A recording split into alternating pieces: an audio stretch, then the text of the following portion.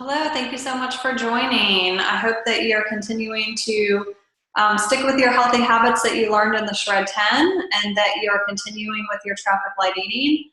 I hope you're doing a great job. If you find that you need some more support, then please sign up for some one-on-one coaching or some accountability on my website. I just want to start with I want to talk a little bit about inflammation and how to eat to combat inflammation and how to stay away from things that cause inflammation. So according to a Harvard Medical School report, chronic inflammation plays a central role in some of the most challenging diseases of our time, including rheumatoid arthritis, cancer, heart disease, diabetes, asthma, and even Alzheimer's. UCLA's Dr. David Heber says it's a new concept for medicine. Thankfully, inflammation has gotten a lot more attention in the past 10 years, but the problem still remains. Modern medicine focuses on treating symptoms, not addressing the root cause of a health issue, which in many cases is inflammation. So inflammation can be caused by most unhealthy foods. And so I want to talk about a little bit of the things that we need to stay away from to make sure that we're not causing systematic inflammation in our bodies. So sugar, of course, can wreak havoc on your health, and it does cause inflammation in the body. It also weakens your immune system for up to 5 hours after you ingest it. So if you're constantly ingesting sugar, then your body can stay in a constant weakened immune state. So make sure that you're reading labels carefully because sugar hides in ketchup, mayonnaise, mustard, salad dressing, all kinds of packaged processed foods. So make sure you're reading those labels. We definitely want to stay away from trans fats. Those are found in fast foods and other fried products, all kinds of processed foods. Trans fats are also hydrogenated fats. If you read my book, you heard about my McDonald's experiment where I bought the McDonald's cheeseburger and fries in 2011. And it was not, it did not mold, it doesn't smell, I still have it to this day. And that's because of the hydrogenated fats or the trans fats in it that give it shelf life. So it's not just McDonald's that this is a problem, it's all the processed packaged goods, the chips, the cookies, the restaurant foods, that because they need shelf life. So we really want to stay away from that. It wreaks havoc on our body. Omega-6 oils, they can be good for our body, but we need a 1-to-1 ratio with omega-6 oils and omega-3 oils. So if we're not getting enough omega-3s to balance out the omega-6s, then too much omega-6s can cause inflammation in our body. So if you're finding that you just can't get enough omega-3s in your body, then I would suggest going to my Juice Plus website, and they have a full spectrum omega product that includes omega-3s as well as some other healthy omegas.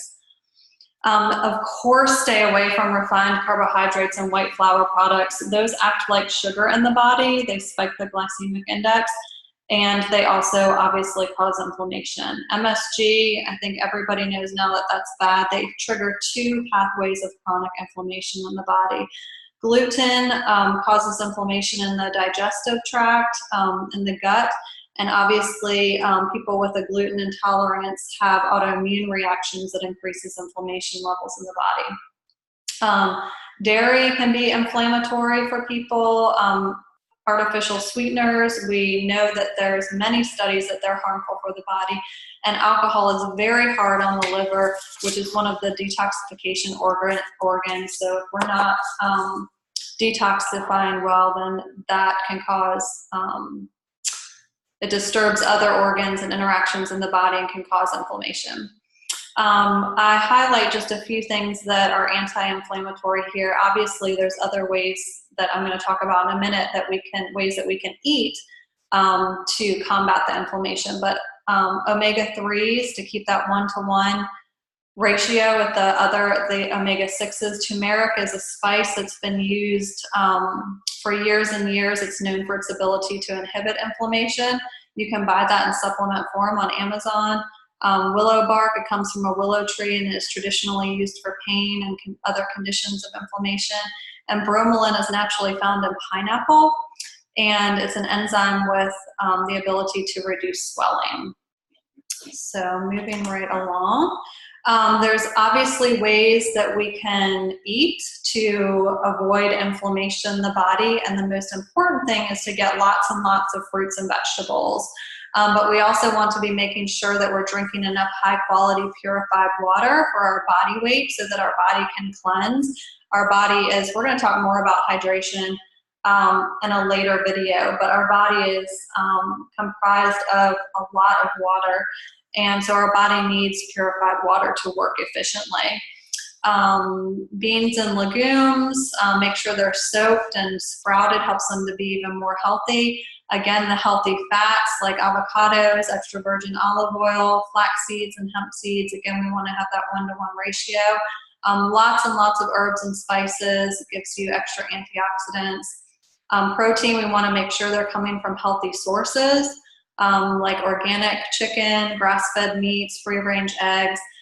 Tea is a great way to combat inflammation, especially green tea and white tea. And of course, fresh veggie and fruit juices. And I don't mean the kind that comes off the shelf. I mean making your own fresh juice. This can be exhausting and messy and time consuming. I did it for a long time when I was trying to improve my health, and it also doesn't taste very good a lot of the time, and you're also missing out on the fiber and the skin and the peel. So juicing does have its place when you want to get a lot of nutrients and readily absorbable, I don't know if I'm saying that right, quickly. But make sure you're also balancing that with making smoothies and eating the whole piece of fruit, where you're getting that seed and the peel and not the seed, the skin and the peel, and getting that whole piece of fruit. That's one thing I really like about Juice Plus, is that they're taking the whole piece of fruit, the skin and the peel and the seed and the stem and the leaf, and putting it in large grinders and grinding it up and then dehydrating it at low temperature so that you're getting all of the nutrients that you possibly can. So let's just take a minute to talk about breakfast. I know some parents would like some breakfast ideas for themselves and their kids. So I know they want to send their kids off with a healthy breakfast and also want a healthy breakfast for themselves. So that's one reason I love the Juice Plus shakes and bars, because they're filled with nutrition and they're fast. But if that's not for you, there's no worries. So these are some ideas that we use in our family, and I always want to make sure that I have protein and fiber and healthy fats, because I want to make sure that my glycemic index stays steady, because I do not want that spike and then that crash, because then I get cranky and I get tired and I can't focus at work. So keep in mind that healthy carbs are found in green and yellow light foods, such as fruit and vegetables, whole grains, sweet potatoes, and beans. And make sure you're staying away from the white flour products that are inflammatory, and they don't have much fiber or protein, and they don't have much nutritional value. Remember that red light carbs are quickly digested and leads to ups and downs in blood sugar, and can lead to cranky kids and cranky moms. And when your blood sugar spikes and then plummets, you crave more unhealthy carbs. So it's a vicious cycle. In order to stay satisfied and keep your blood sugar stable, it's also important to include healthy fats in your diet. Fats are actually a nutrient just like protein, carbs, minerals, and vitamins. It's part of every cell in our bodies, and it supplies energy, and we actually need fat to absorb certain vitamins like A, D, E, and K. Fat actually helps us have healthy skin, healthy hair, and makes up 60% of our brain tissue. So, but it's very important to make sure that we get the right kind of fat in our diet. And unfortunately, most of us, like I said before, get too much omega-6 and too little omega-3. So let's move on and talk a little bit about fats. Unsaturated fats are the most healthy because they're smooth, soft, and flexible, and they can be found in seeds, nuts, avocados, fish, flax, and olive oil. Saturated fats are also healthy but need to be eaten in moderation. They can be found in coconut oil, butter, eggs, dark chocolate. Make sure the dark chocolate has at least 70% cocoa. And also they're found in chicken and grass-fed beef. Hydrogenated fats, also known as trans fats, which we mentioned before, are the most commonly found in fast foods and processed foods and are dangerous to our bodies. Hydrogenated fats are cheap to make and are used for cooking in most restaurants and fast food chains. They're made through a process called hydrogenation and actually their chemical structure is actually changed. The process changes an unsaturated fat into an unhealthy fat. Trans fats are going to clog your arteries. They're used in margarine, fried foods, many sauces, seasonings, processed foods like chips, crackers, cakes, and other snack foods. So that's another reason we just want to stay away from the processed packaged foods. And again, trans fats were created to give those processed packaged foods shelf life.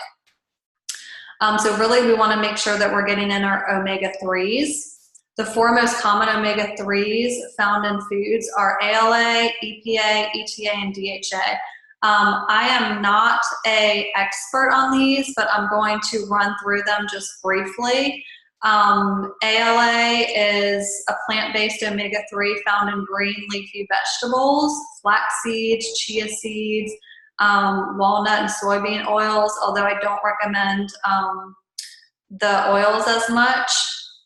EPA is a fatty acid found in oily fish, algae oil, and krill. I'm sure you've heard of krill oil as a great way to get omega-3s. Our bodies are able to use EPA in its original form, whereas ALA, your body must convert it into a form that it can be used by the body before it can actually be used, if that makes sense. So ALA, when we ingest it, we have to convert it to a form that it can be used. It's not immediately able to be used. Whereas EPA is able to be used right away when we ingest it. ETA is a lesser known omega-3. It's found in roe oil for one. It's anti-inflammatory like the other omega-3s.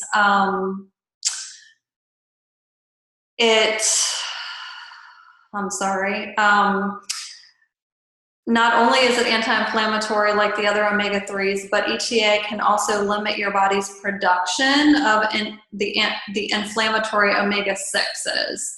So that's a benefit of the ETA. DHA is also found in fish like the krill oil and algae oil. Your body converts DHA to EPA in order to keep them at fairly equal levels. So like I said before, our body needs omega-6s, but omega-6s tend to be much more in abundance than the omega-3s, and in the typical American diet, our bodies need a 1-to-1 ratio to keep inflammation low, and most American diets contain a ratio closer to 20-to-1 or 30-to-1 omega-6s to omega-3s. So we really want to be careful that we're really focusing on getting those omega-3s. And again, if you feel like you are not able to get enough omega-3s in your diet, then you can visit arielselwyn.juiceplus.com to learn more about their plant-based omegas. Again, you can also get omegas in the krill oil. You can look at Amazon for that. There's other sources as well. So anyway, thank you so much for joining me today. Our next video will be on protein and exercise.